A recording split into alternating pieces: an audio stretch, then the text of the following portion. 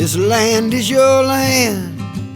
This land is my land. Welcome to a new edition of the Famous Interviews with Joe Dimino. On this episode, we talk with head hype girl for female entrepreneurship, business owner, and world changer, the great Francie Hinrichsen. In her early 20s, she was on track to open a high-end day spa, but she learned that corporate anything wouldn't mix with her. She decided to start her own business and empower women to do the same thing. She talks about her hero, COVID life, her history in business, and so much more. Enjoy this interview. Hi, Joe. Hi, Francie. How are you? I'm doing well. How are you? I'm wonderful. Thanks for taking a minute out today. Thank you. Thanks for the opportunity. Absolutely. So, before we get into your work here, we've all been thrown into a very strange scenario with COVID for the last couple of years. How did you make it through COVID? What did you realize about things afterwards? Ooh, I made it through COVID by clinging to people and continuing to build relationships online. I had an incredible group of people, and we took what was meeting in a coffee shop in person, sitting across from one another, looking each other in the eyes, online, almost without skipping a beat. And while it wasn't the exact same, it wasn't the same in many ways, it still met that need for me to connect with people and to grow and thrive as a person, by being sharpened by other people that I respected and admired. Tell me, if someone was to come up to you and get an idea of exactly what you do, and they come up and they say, what is it that you do for a living? How would you answer that question? I help women into and through entrepreneurship, put simply. So I help them discover and begin to articulate this business dream on their hearts.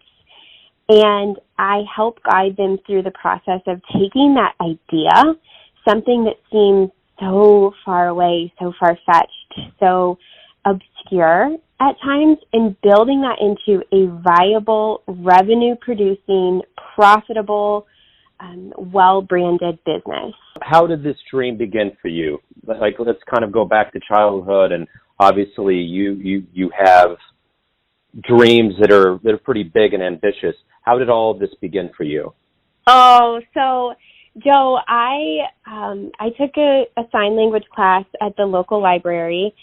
I'm pretty sure it was free. And then I came home and I used my mom's photocopier to create this course curriculum and charge all of my friends in the neighborhood to take the same course for me. So that was my very first business. I had incredible examples of business owners around me, and I had it in my blood, but I also loved creating something out of nothing. That's a quality that has been in me from the very beginning. And so I asked my dad one time, who was an entrepreneur, I said, what would we do if you didn't have a job? I was too young to really understand the difference between an entrepreneur and maybe, an employee. And he said, well, we would just open a taco stand. And it sent such a clear message to me, Joe, that you figure it out. You carve your path. You put one foot in front of the other to make your own way. And that has always been something that I held deeply in my heart, even going through college and knowing I was going to be an entrepreneur someday.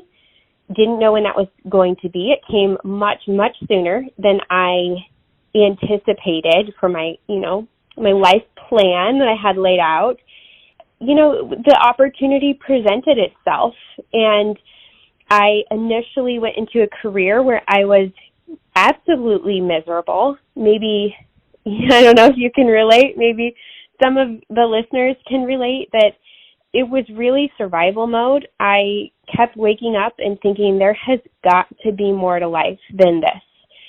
And it's not that it was a bad career. It's not that it was a bad job. It just wasn't a good fit for me and my personality. And so I had to do some soul searching and figure out what is it that I actually like waking up and doing. What is it that I could do day after day after day and feel happy, feel like I'm contributing, that my life has purpose. And so I got to work building out what that looked like. And now when I compare, survival mode season of life to this season of life, I mean, it's not perfect now by any means, but it certainly feels like I'm walking in my purpose and I'm serving others and, doing what I was made to do.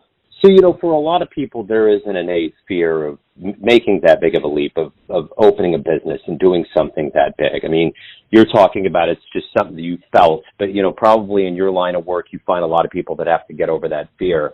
Why do you think there is such an innate fear, and how do you get women to get over that? Ooh, so there is so much safety in familiarity. There is, our brains cling to being able to follow a path or trajectory that is familiar to us. And I get that, the lure of just tell me what to do and I'll do it is really enticing to a lot of people. And I think the way that we get over that is we use our thoughts and we manage our minds. So what I mean by that is you can create that pathway in your brain. You can create that familiarity in your brain without ever actually going out and experiencing it. I personally love to put pen to paper. I'm a big journaler, and journaling for me has opened up this incredible world of thoughts and beliefs that I didn't even know that I had until I sat down, I paused my brain to be able to just think, right? I've heard the stat before that Warren Buffett spends most of his time just thinking, and I don't think we give it enough credit to stop and really let our minds turn. We live in a world of distractions. We can pick up our phone and start scrolling at even the simplest thought of something that feels uncomfortable. And I would encourage women to carve out and start to dream, start to explore. Think about what would your life look like, feel like, be like if you did own a business, if you did force yourself to figure out, okay, how would I get healthcare? How would I, drive revenue? What would my different revenue streams in the business be? How would I keep costs low? How would I build a brand that was well known? And when we start to ask ourselves these questions and really force ourselves to come up with answers, not just get up and go, do something that's a distraction when the answer doesn't come to us, but really think about what that would be like and journal, I think we can move tremendous mountains when we rely on our own mind, our own thought work, and building out that vision, because what happens then is we have a roadmap moving forward. And maybe the business doesn't look exactly the way we pictured in our minds, but at least we have a path forward to follow that feels familiar. It doesn't feel, if we are in an unfamiliar territory, our brains are telling us you are about to get attacked. And you're not in safe territory. You need to retreat back to something that is safe, something that is predictable, something that is familiar. And so when we carve out these paths for ourselves, there's literally nothing that we can't do, Joe, because we just begin to make it happen. Our brains get to work and we start to create the results. So the one thing about all of us is that there's people that we admire or heroes, role models in our lives. Who has that been for you that's inspired you to be who you are? I don't know. This one might surprise you. I am a big John Cougar Mellencamp fan because I have so many memories driving around with the windows down in my dad's black Bronco, jamming to some John Cougar Mellencamp. And I think I still listen to his music. I still work out to it. I still walk to it. And I think so many of the principles that he sang about in his music, he really set that precedent for me in how you treat people, how you create a world, how you vote with your time, money, and influence. So maybe that's an unconventional answer, but I would say John Cougar Mellencamp. I just went to one of his concerts a couple of years ago, and I kind of expected, the guy's age, like I expected him to give his best effort, but didn't know what caliber that would be. And I tell you what, he rocked it. It was an incredible concert, and the guy still got it. It's interesting. There's a documentary. I don't know if you've seen it on him. I can't remember if it was on Netflix or where. But have you seen a documentary on him? No, but it sounds like I need to. You have to. In fact, I didn't know a lot about him, and after I watched this, he's one of those guys that could have totally caved and had a much bigger, more lucrative record deal if he would have done what the labels wanted him to do. But all the things that you heard, every song was what he wanted to do, and he didn't bend. And you start getting towards the end of it where you realize this is a whole different creature from what you knew him as. And that's why he tailored his career the way he was. I mean, even being on MTV, I think, with Pink Houses and all of that, and they had that contest and all that, there was parts of him that was kind of weird about it because that's just not what he wanted to be. So that's kind of why he's always been a little bit under the radar, because he's been in control of his destiny. But yeah, since you're a huge fan, you should watch it because it will just up your respect for who he is. Oh, I absolutely will. It sounds like you saw in that documentary exactly what I and many people feel from his music is just, goes back to voting with your time, money, and influence. I believe that every part of the world and our culture is the way it is because somebody voted for it to be like that. And so somebody like John Mellencamp, who is speaking out about things that matter in our culture, I just have so much respect for. Yeah, you'll definitely enjoy this. I'm curious, and maybe you already answered this, if you could meet anybody alive today on the planet, who would it be? And if you had the chance to talk to him, who would that be? Ooh, can I? You could pick a few. Okay, I would like to have a panel. if I can make up the rules too, I would like to have a panel. No, especially with the economy the way that it is, and things are ebbing and flowing, and I open up the Wall Street Journal, and I gotta put some of it to the side because even the Wall Street Journal, I think there can be some scare tactics there, but it's an uncertain time to be alive right now after coming off of the pandemic. And I was talking recently with some people that I admire, who I feel make just, smart investment decisions. And I said, what are you doing right now? What are you pulling out of tech? What are you doing? And they said, I am putting my money into Berkshire Hathaway, Warren Buffett, because he may not always make money, but he doesn't lose money. And so he's been somebody who has fascinated me in his ability to make decisions and the way he reasons through and takes into consideration many different factors that go into how the results might come out of a situation. So he would definitely be one of them. I'd always love to sit down with any current president and just ask them, what do you know? What's behind the scenes? What factors are working behind the scenes that, the public eye really has no idea about? So I think those would be my two answers. What has been the best fan letter, so to speak, in quotes, that you've received, the best feedback for your business and what you've provided somebody over the years? I find so much motivation from seeing women who, and I kind of explained this earlier, who, didn't have a business. It started as an idea. It was nothing to begin with. And I love walking them through the process of starting their business. So several times women have come to me and said, Francie, I'm doing all the things and it's not working.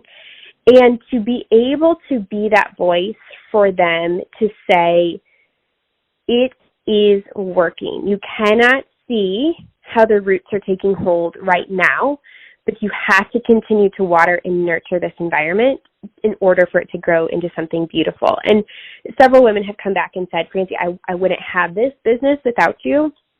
And the reason why it's so meaningful is because I have seen women take their lives in their own hands and create a quality of life for themselves and for their family or their children that is entirely life-changing. And so to be able to have that impact on women and for them to validate that they wouldn't be in that position had I not been living out my purpose is incredibly rewarding. So what would you like your ultimate legacy to be? I know this isn't, just even at this point right now, let's just say for some reason you wanted to kind of do something different with your life. What would you want your legacy to be? I would like to raise a daughter who goes after her dreams. My children, I think you're a parent too, so yes, you can relate that, raising kids that are compassionate and that give back to the world and make a difference, and who are fulfilled themselves, I think is a big dream of mine. As far as business, I don't ever see doing anything much differently. I very much believe that I'm serving my purpose. I'm walking in my purpose. I'm being led in this direction. And so I always want to have a hand in helping women in entrepreneurship in some capacity. So my legacy, I see building that through, a book that passes along business knowledge to women. I see that in communities where women can connect and they can show up and learn in a safe space and go out and apply what, they learned and make their own business and their own ecosystems better. And one of my dreams, Joe, is to create a seed fund for women to start businesses. Women are pretty scrappy. Women can do a lot with a little. And what I want to do is start a seed fund. And by that, I mean small-ish amounts of money, right? It doesn't have to be a big, sexy, multi-million-dollar fund for them to start their business. Most women's request is around $1,200. So to be able to go out and unhinge a woman with $1,200 and let her take that and run with it and move on to the next one, $1,200, you go out and you go buy the equipment you need to begin, operating your business.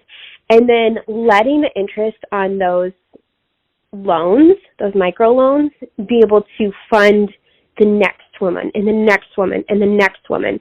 That would be the legacy that I want to leave. So my final question to you is this. If you have a dream tonight and you could run into your younger version around the time that you were really starting to go out and start your own business, and you could give your younger version a piece of advice based on the wisdom that you accumulated over all the years, what would you tell your younger version? I would tell her to have confidence in herself, that she has so much in store if she could just believe in what she's capable of doing. I, in the beginning, didn't know what I was doing. I felt blindfolded. I felt very unfamiliar. I didn't know if I could really create value for people. And as I started to see the tremendous value I was creating, I started to gain confidence, but I had to see those results first. And I think if I could go back and tell myself, you already have what it takes. You have it in your heart to go out and be a world changer. just go out and do. I think I would have stopped questioning myself. I would have not taken as long to take action, to make decisions. And so I think that goes for a lot of women also, is that, like, who am I to go out and start a business? Who am I to go out and change the trajectory of my family tree? You know, maybe we've got a history of poverty or alcoholism or whatever it may be. Who am I to change that? I've got all these factors working against me. And I would say, who are you not to? Who, you know, if you believe that this is something that you can do, then there's nothing that's going to stop you. But if you don't have the belief first, no amount of action will get you where you want to go. So, Francie, if anybody wants to know more about your business, what you do, and anything related to your world, where should they go? How can they find out?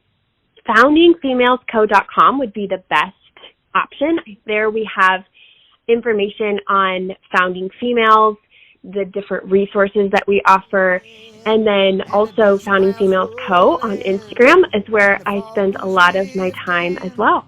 Wonderful. Francie, thank you for taking some time out today. Good luck with everything as we move forward. I appreciate it. Oh, Joe, you're the best. Thanks so much for your time, and thanks for what you're contributing. It's just amazing. Your podcast is fantastic, and I appreciate it. Thanks for tuning in to another famous interview with Joe Dimino, where we cover the world of business, art, literature, and music around the globe. If you want to hear more interviews, visit Famous Interviews with Joe Dimino's YouTube channel. Thanks again for listening, and until next time. This land was made for you and me.